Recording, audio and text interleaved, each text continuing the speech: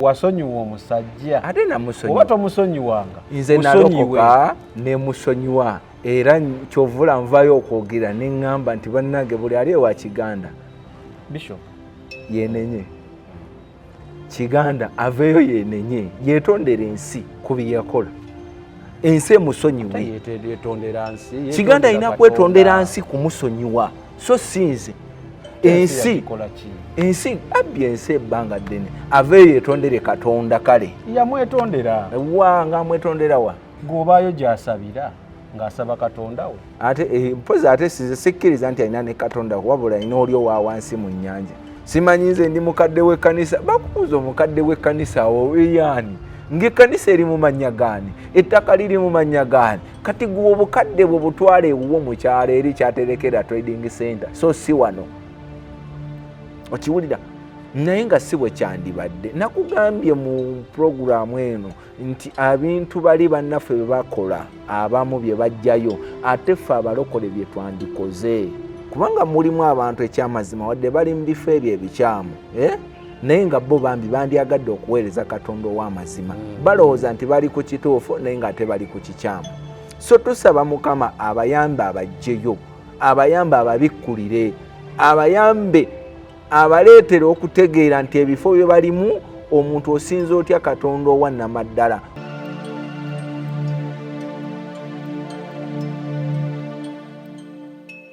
Obulamu bunyuma, obulamu buwooma. Ekyo tekiriiko awakanya wabula obulamu bunyuma bulamu ago ge mazima. Wuliriza nkuleetedde ekyokuddamu ku ndwadde ez'enjawulo ezituteganya mu bulamu gwe wamma ne tulema okweyagala. JS Medical Hubs bano bakugu mu kujjanjaba ebizimba mu lubuto tujjanjaba hania n'abulira ddala otawanyizibwa ndwadde za lususu ebimmonde ku matu enkovu ezizimbye oba nsundo byonna tubibuzaawo ate nno tetukoma okwo era tujjanjaba ulcers sukaali pressure n'endwadde endala nnyingi abatawanyizibwa mu nsonga z'omu kisenge nammwe tetubalekeredde tulina JS Body Cleanser nga bw'olinywa lino likamula obucaafu bwonna mu mubiri olwo JS Immune Booster ne lizimba obutaffaali mu mubiri linyweko weetangira okulwalalwala ku JS Medical Hubs eddagala tukozesa lya butonde teririna bulabe yadde. Basebo ne bannyabo mbalamusizaako mu linnya lya Mukama waffe Yesu yenze musawo John Sewanyana wano ku JS Medical Hubs njagala okujjukiza ekintu kimu nti obulamu buli mu ngalo zo. Byolya ku sowaani yo oba byonywa mu kikopo kyo bye bigenda okusalawo onaabeera mulamu oba onaabeera wandwadde.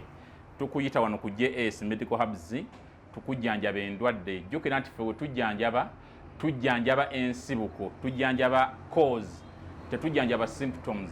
Tukuyita jangu ojjanjabwa endwadde yo wano ku JS Medical Hubs ojja kuwona mu linnya lya Yesu Kristo. Amina. Tusangibwa Nansana okumpi ne Nansana Business Center oba tufune ku simu zino wammanga noti 7 bisatu nkaga mu 7 bisatu nkaga mu 2 oba noti 772 lwenda chenda mu mwenda noti 29. JS Medical Hubs for health and skin solutions.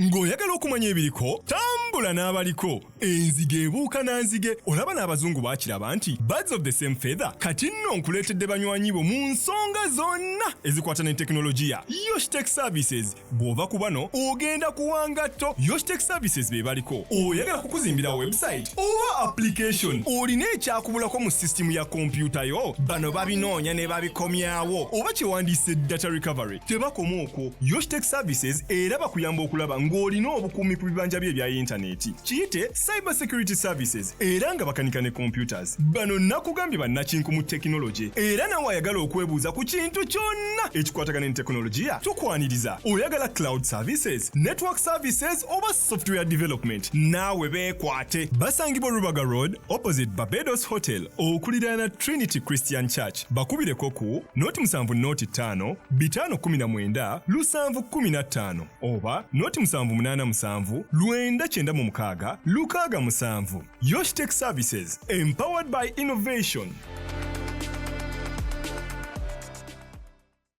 Ya kunsonga butanye ku kintu ky'ebyo. Ku kintu ky'ekimuli ekyo ekyoku kituuti ebimuli abasumba bye bateeka ku bituuti.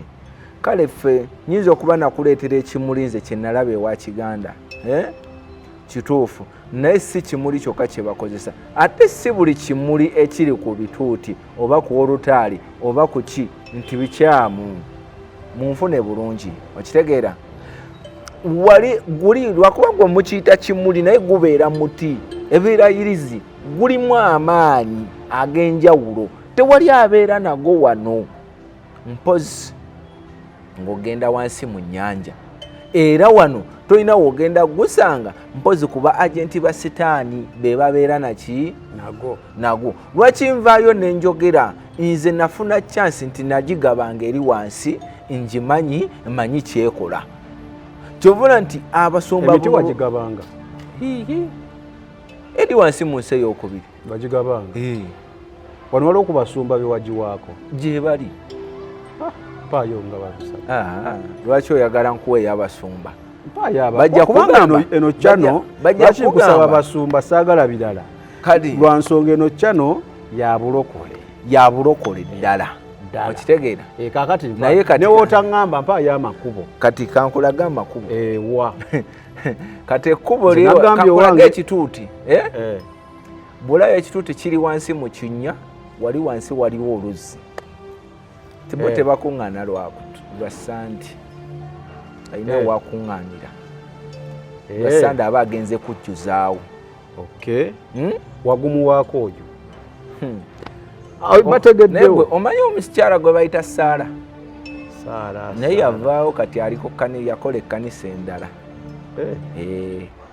yakola ekkanisa endala oyo mukyala yali omubuulizi w'enjiri naye weewuunya ate ye yakola ekkanisa kati ne bimbuzaabuza ate oba musumba we yetakkiriza kusaba ku lwa sandi abeera ye naye baba musumba ate kati gwe ogenza ovuddewo okoze ekkanisa naye ate era omusumba yamulwanyisa owalala mukadde wange manyi lwaki mubujulizi bwange neetoolera nnyo ku Kiganda mpaayo ewalala we wakiganda omanyi lwaki ewakiganda wagwekanga kati wayite wagumu wanze ndikube wawaako benawaako oyo omu tumutegedde mpaayo omulala oyo mutegedde tumutegedde waliko oyo the man of God omusajja wa Katonda oyo naye tumutegedde omusajja wa Katonda oyo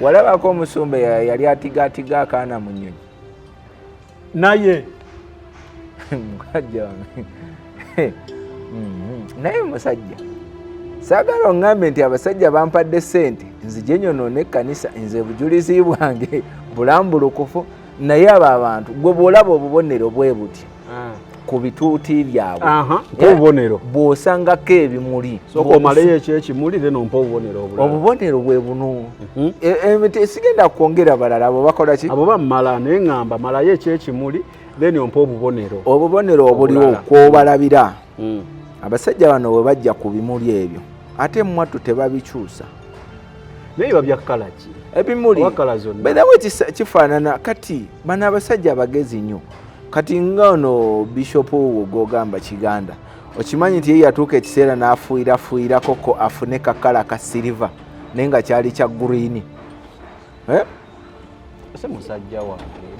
si musajjawo wali omuwolereza nze nkolera wali omuwolereza kale wali kuyita omukolere ajja kubuuza omuti ogwo mwali mugwogerako ba omuti weegulyo naye nali simuwolereza kitereezi wali tomuwolereza omweganye nze nali mbuuza ntegeere kuba omusajja ye tumumanyi bishop yeeyita bishop naye okyalina ekiruyi ku musajja omusajja wamusonyiwa wamusonyiwa kenategeera Kristo nemusonyi kyovula mukatambi nakugambye nti nakizuula yali yenoonyeza bibye wamusonyiwa yokaana wasonyiwa omusajja musonyiwa alokoke ayatula obulokozi kubanga ffenna tuli baluganda ffenna tugenda mu ggulu nga buli womwogerako ndaba obusungu emisuwa gyere temuli busungu mpuliriza tekuli busungu wabula alokoke naye manyi abantu babuzizza mukadde wange tetudisikasinga abantu kyenjagala ekyo anti kati okumusonyiwa nze ku lwange siina rights emunenya siina rights egamba nti munenyeza wabula Kristo yamunenya Kristo kubanga abantu babuzizza bangi abantu bababye bangi oyo mukyala Saidaati yakaaba amaziga gwe nkunyonyolako oyo musajja Dani bisoboka yakaaba amaziga waliko Mama Lucia oyo gwe yatwala ettaka lyo ndyogerako n'essaawa ya leero oli ku Mama Lucia bambi omukadde oyo yakawummula Katonda amuwumuze mirembe waliwo omusajja kati saawa zino enkaya nawe zaali awo balyoke bateekewo bikonteyina oyo yazimba kalinga kakeedi Katonya mukulu Katonya musajja mukatuluki musajja ali hambo naye bw'omuleeta yali ayagala nnyaga ttaka lye era oyo Katonya yavaayo n'alwanirira Mama Lucia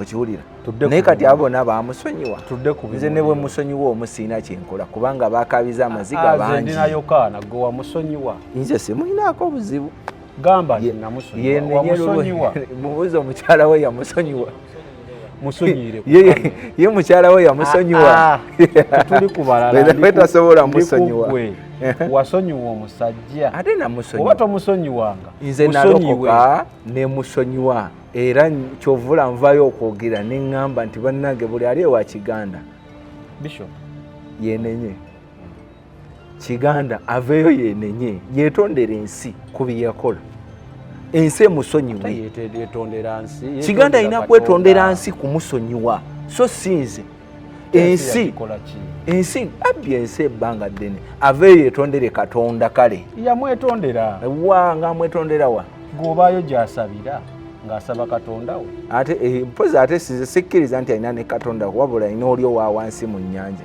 yafuna amaanyi tudde ku bimuli ebimuli ebyo mu kyaki kasi olaba mu kyaki yammwe erimu ekimuli ku kituuti bibeera 3 ku 4 tebisukka 6 mubaamu ekimuli eki nga pasita kwe yeetoololera kimuyamba okulaba n'okulagula ebintu ebituufu n'okukozesa amaanyi g'olaba ago ge bakozesa baba bataapinze ku kimuli ekyo Kyanga waliyo yagenda okugamba nti nze gwogede pasita wange yayimirira n'andagulako ebintu ebituufu ne bituukirira nfuna teweeyibaala okuba yakulagulako ebintu ebituufu kituufu naye ng'aba akozesa ekimuli ekyo ekirala si nti buli bwolaba bakoze olukuŋŋaana nti abajja mu kukuŋŋaana okwo babeera bantu kankirambule waliko yakabuuza mu komenti omwo si buli gwolaba mu kisaawe nti bakuŋŋanye nti pasita gundi bannanga alina abantu bangi eyo feva bagibawa eri wansi mu nnyanja mu kuyitibwa kwabwe mu misambwa gyabwe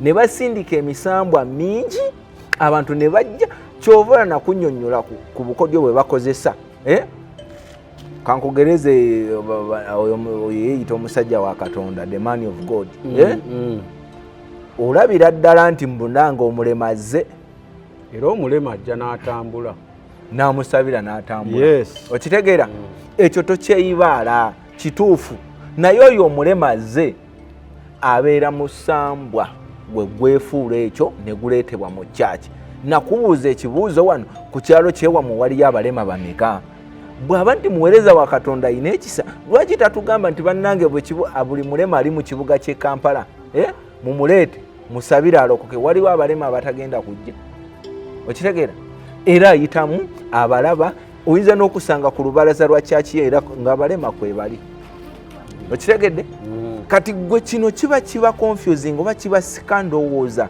otwale egamba nti butuufu musajja wa Katonda olwo bw'omala okuyingira n'oyingiza n'abalala ekintu kye ne kyeyongerayo okweyongera mu maaso nga beeyongera kubabba jjukira gwe buli lwoleeta ekimu ky'ekkumi n'oleeta n'omulala naye n'awaayo ekimu ky'ekkumi kyova owulira nti avuga emmotoka ey'ebbeeyi okiwulira bano abaso tebakyatagetinze bantu kwenenya tebategetinze kubuulira Kristo ow'amazima wabula babuulira bo ebibayamba ebibajjayo bafunye batya ssente kyovula nti ebibaluma oba ebinyigiriza abantu ebisobola obbayisaawo tebabyogerako ku kyettabaaza oli talina budde busoma ku ttabaaza ezo 7 kubanga yobula alina kiri kibuulira abantu bannange tuweeyo Mukama atubulesinge mujje tukuŋŋane ku Friday tugenda kusaba n'okuwaayo leeta ensigo yo siga boogera nnyo ku nsigo siga Mukama akole ki ne bakuleetera eyasiga ne bakusomera eyasiga naye ekyo tebasobola kisomako ebyo ebyawandika tebasobola kusomako ali awo oluguudo ng'odda ekansanga oyita omwami oli bannanga olinga agamba Kawuula mukulu wetereze gwe waliwo yafuna omwoyo gwa Kawuula oba gwamulenya ku mutwe naye kye nalaba ku mwami oyo buli njiri gy'abuulira oyagala toyagala eggweera mu kusiga muteeke kweno ennamba ekyamagero kyokifuna mweno wiiki etandika abeera olumu ku leediyo n'alyoka agamba g'omuvubuka mpuliriza olina omwoyo gwa masturbation Kawuula kutawaanya oyo Kawuula yakutawaanya naye oba oyagala okuwona Kawuula eno ennamba gitwala eno ennamba yegenda okuyamba eno ennamba wooteekako amanyi kalina okutema ssente teekako emitwalo 2.5 ku ssaawa eno kati nga sinnava ku mpewo n'ogamba naye tugenda wa wano twatuuseewo ddi ye Kristo oyo kati gwe babuulira kati gwe Sami bajja kulwanyisa nnyo ng'obulidde Kristo w'amazima era olwo olutalo lwesunge nyina omukyala yankubiddeko ndowooza twakola episode ng'oba mmeka ali bweru yaŋŋamba omusajja gye yali asabira yamubba n'amukaza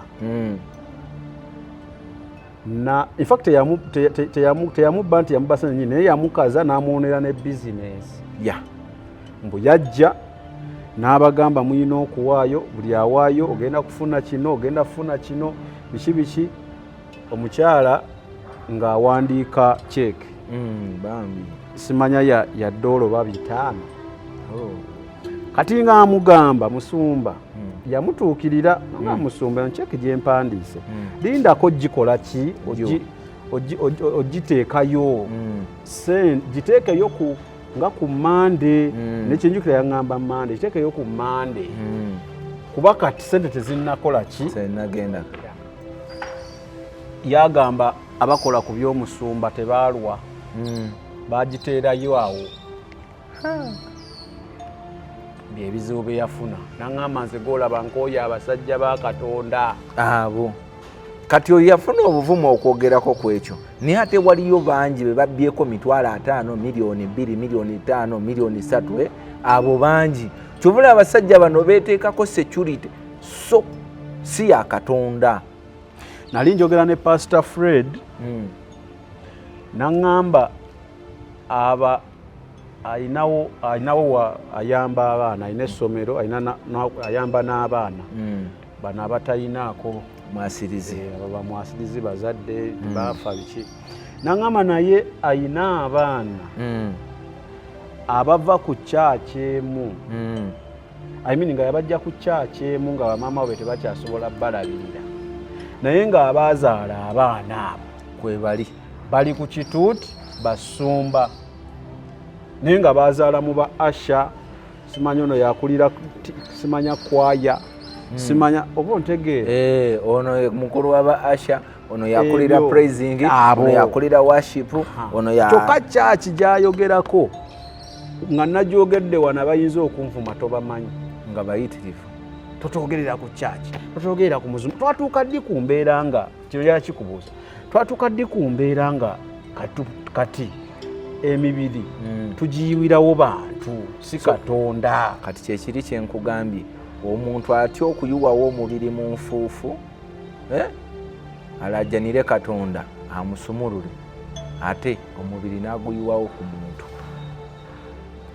Ffe okusaba Katonda okumwegayira abantu oba bayitako kirabika abantu bano babasiimulako ng'ole yanyonyodde ku disiteero nayogedde ku disiteero bambi musajja yavudde mu komenti n'aŋŋamba nti ye alina maama we gye yali asabira naye balinga abaasiimuuka balinga abayitako abaaganta kati tomunenya kubanga bw'otuuka eri waliyo ekintu kye bakwambaza ne bakusiimula obwongo entegeerayo naye baki kati n'abantu bano bwe babeera mu kyaki bano bapasita basooka basiimulako bwongo mbutuufu obeere nebbali n'otunuulira ng'oli mbutuufu naye. ayimbira Katonda mwaka ku mwaka akuta akazindaalo ku kituuti pasita yalabika obulungi balabika bo bubi bo balabika bubi kati niweebuuza n'ekikumi n'akabizinesi atuuka n'akatunda n'ajja abeeraawo ku kyaki naye nga bino byonna ono yamuleetedde okukikola ekyo ate balina ne sente ze batakyayagala kati balina tabbiri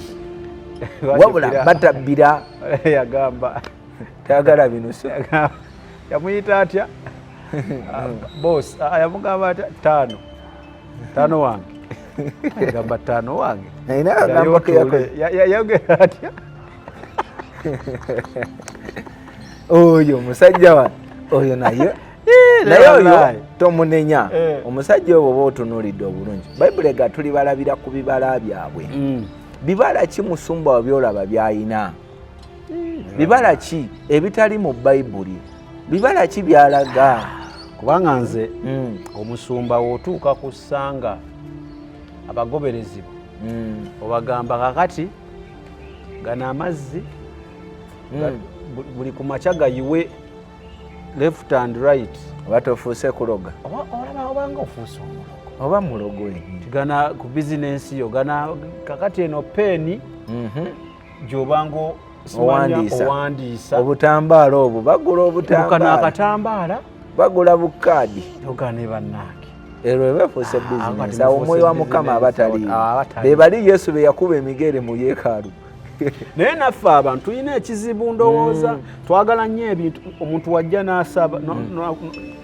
n'asaba ow'omusumba okimanyi embeera bagiteekamu nti oli wajja n'amugamba musumba yala kunsabira ku musumba n'akusabira n'akugamba kale genda mukama akuwa omukisa obeere bulungi nga tamusabye wadde ekintu okimanyi gwe basabidde agenda takkiriza era takkiriza okimanyi bwe bakituteekamu anti kati oli yamala dde omusigamu ensigo eri embi ng'oyagala okumanya ebiriko tambula n'abaliko enzige ebuuka nanzige olaba n'abazungu baakiraba nti birds of the same feather kati nno nkuleetedde banywanyi bo mu nsonga zonna ezikwata ne tekinologiya Yoshtek Services bw'ova ku bano ogenda kuwangatto Yoshtek Services be baliko oyagala kukuzimbira website oba application olina ekyakubulako mu sisitimu ya kompyuta yo bano babinoonya ne babikomyawo oba kyewandiise data recovery tebakoma okwo Yoshtek Services era bakuyamba okulaba ng'olina obukuumi ku bibanja bye ebya yintaneeti kiyite cyber security services era nga bakanika ne computers bano nakugambye bannakinku mu tekinologi era nawe ayagala okwebuuza ku kintu kyonna ekikwatagana ne tekinologiya tukwaniriza oyagala cloud services network services oba software development naawe beekwate basangibwa Rubaga Road opposite Barbados Hotel okuliraana Trinity Christian Church bakubireko ku noti 7 noti 5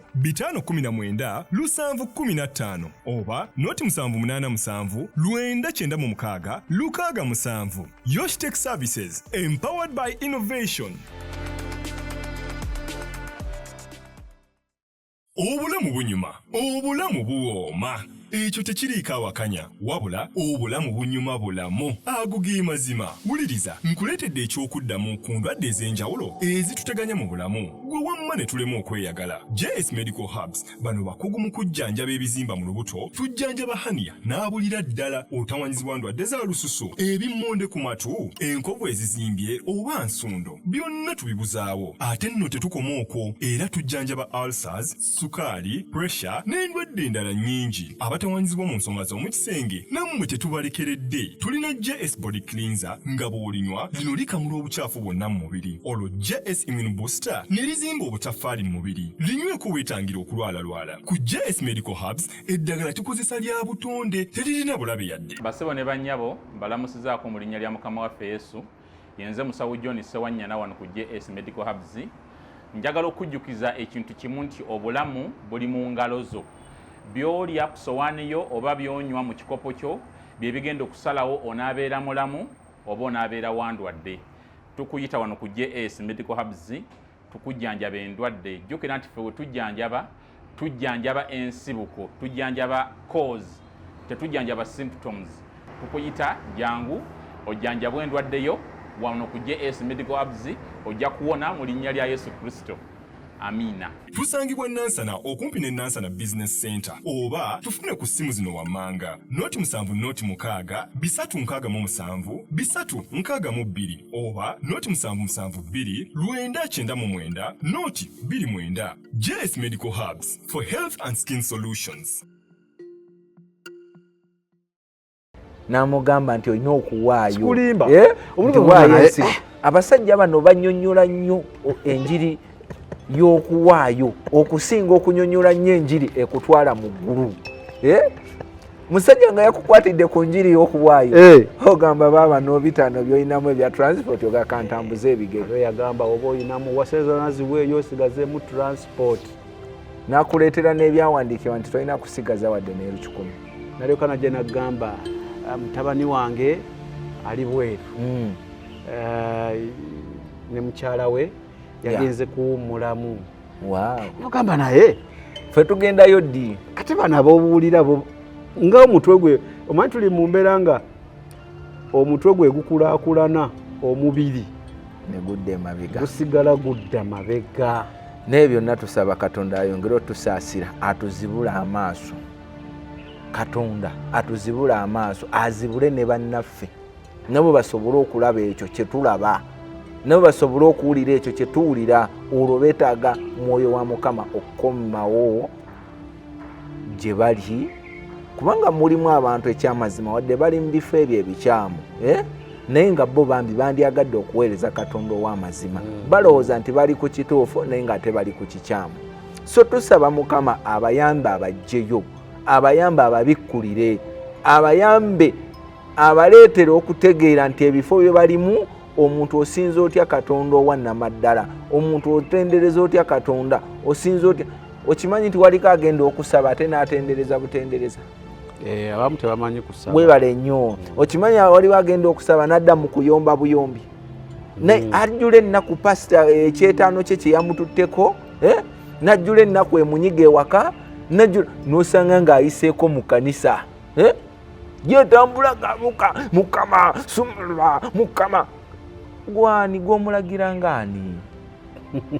Mukama nsumulule omulagira ng'ani? Abantu bano bate. Sitaani bate, emizimu gyokya, fire, fire, fire. Nogaba nange. Kati pointi ye kuleese kiki? Alinga ayomba. Olina okuyingira mu yeekaalu ne point. Omulamwa ogukuleese. Omulamwa ogwo ewaka bwe gugaana, Bayibuli etukubiriza okweyawulako.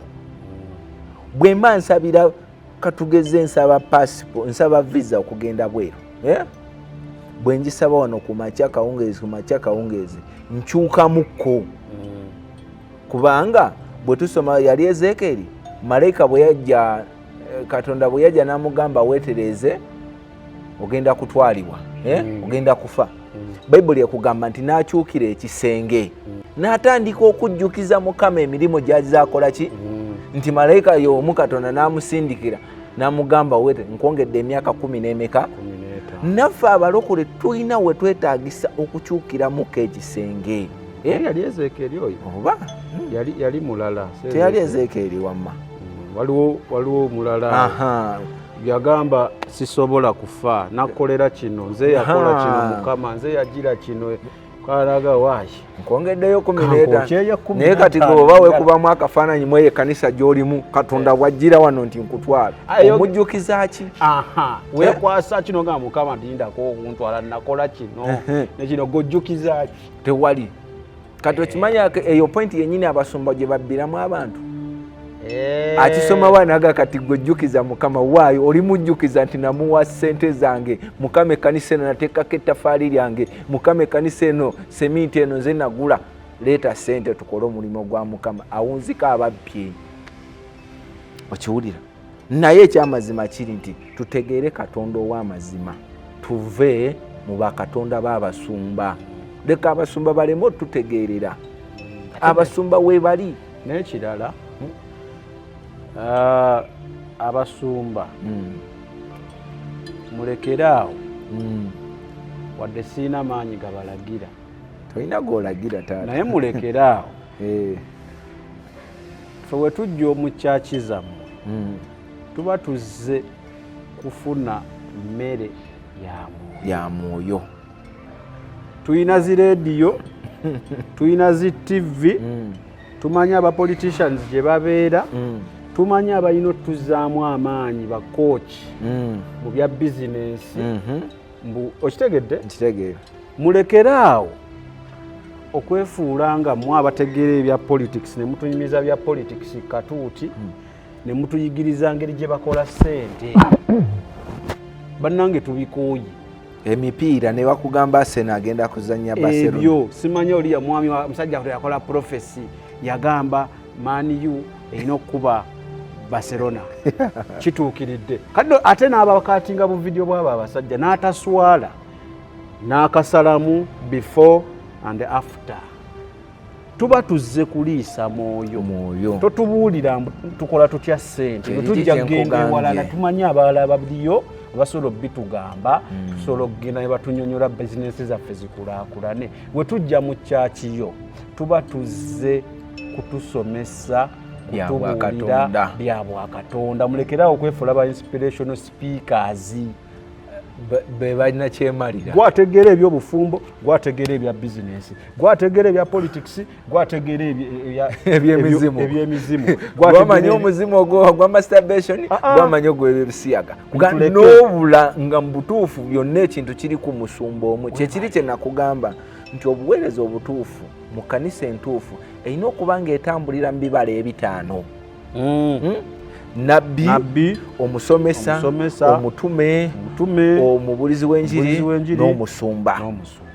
Ekitegeeza nti nabbi bw'anaaba akoze ensobi ono omusomesa ajja mutereeza. Nati omusomesa bw'anaaba akoze ensobi omusumba ono ajja kuba engeri jjukira amafuta gano bwe gajja buli omu alina amafuta engeri gye gatambulamu. Omusumba bw'akwatamu abantu be abantu nga ye yaweebwa ekyobusumba amanyi tasobola kugoba mu kyaki. Omusumba akuleetera okutegeera Katonda. Omusomesa akuleetera osome oyiga ebyobwakatonda ennono. Naye bw'oba tolina amafuta g'obusomesa nga mu kanisa yo temulimu musomesa ebyo tosobola bisoma. Affe tulina kyaki Yokaana munnange oleka mu Uganda simoli kyaki zaffe ze tulina. Omusumba ye mubulizi w'enjiri, ye munabbi, ye teacher, ye musomesa, ye musumba. Ebiri bitaano. Ye prophet, omutume, omubulizi w'enjiri, ye pastor, ye omusomesa yani teacher, ye byonna nga abeera musomesa nga pasa ye musomesa w'ekigambo, pasa ye musumba w'ekkanisa, pasa ye nabbi w'ekkanisa, pasa ye mubuulizi wa njiri, pasa ye mutume, byonna nga ye pasa ali ogwo. Kate n'agattako n'ekirala era n'ebigina okukolebwa mu kyaki era n'abitwala yakubiriza puroguramu ya kyaki. Nange yagamba nti gundi gw'okulembera okusinza sawa yakuwaayo yabikola kwegamba kati bw'obeeramu n'akamwozoola ng'olina omwoyo wa Mukama godde nonolanoga nti mubutuufu ono ali ku bizinensi. Okiwulira wano tewaliiwo Katonda. Katonda tagenda kukusomesa nti bannange bw'oba ozze mu kifo ekitukuvu jjamu engatto. Tagenda kikusomesa ajje kikayaniramu kubanga ye obudde obukusomesa ekyo tabuyina. Ayina obudde bwe butono ayagala akusomese kiri ekikuyingizaamu kunyunyamu kasente.